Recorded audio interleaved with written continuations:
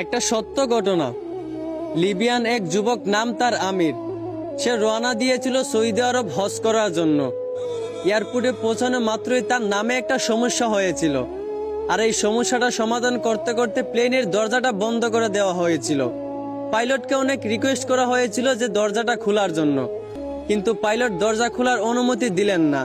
অবশেষে আমিরকে রেখেই প্লেন উড়াল দিল। সবাই তখন আমিরকে সান্ত্বনা দিতে লাগলো যে হতাশ হয় না, হয়তো তোমার ভাগ্যে নাই। আমির তখন বলল, আমি হতাশ হই নাই, আমি মন থেকে খাঁটি নিয়ত করেছি, অবশ্যই আল্লাহ আমার এই আশা পূরণ করবেন। কিছুক্ষণ পর খবর আসলো যে প্লেনে একটা সমস্যা হয়েছে। আবারও প্লেনটা এয়ারপোর্টে ফিরে আসলো।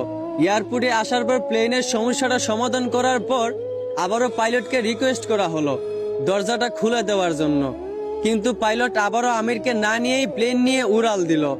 আবারও সবাই আমিরকে সান্ত্বনা দিতে লাগলো যে হতাশ হয় না, হয়তো তোমার কপালে নাই। আমির আবার বলল, আমি মন থেকে খাঁটি নিয়ত করেছি, আমি হতাশ হইনি, আমি আল্লাহর উপর ভরসা রেখেছি, অবশ্যই আল্লাহ আমার মনের আশা পূরণ করবেন। কিছুক্ষণ পর আবার খবর আসলো প্লেনের মধ্যে আবারও একটা সমস্যা দেখা দিয়েছে। প্লেনটা আবারও এয়ারপোর্টে ফিরে আসলো। আবারও প্লেনটার সমস্যা সমাধান করার পর এবার পাইলট নিজেই বলল, আমির কোথায়, দরজা খুলে দাও। আমিরকে না নিয়ে আমি প্লেন নিয়ে উড়াল দিব না। তারপর প্লেনের দরজা খুলে আমিরকে প্লেনে উঠানো হলো। তারপর কোনো সমস্যা ছাড়াই প্লেন উড়াল দিয়া চলে গেল। পুরো বিশ্ব এই দৃশ্য দেখে অবাক হয়ে গেছিল। আসলে এইখান থেকেই বোঝা যায় যে একজন মুসলমানের খাঁটি ইমানের পাওয়ার কত।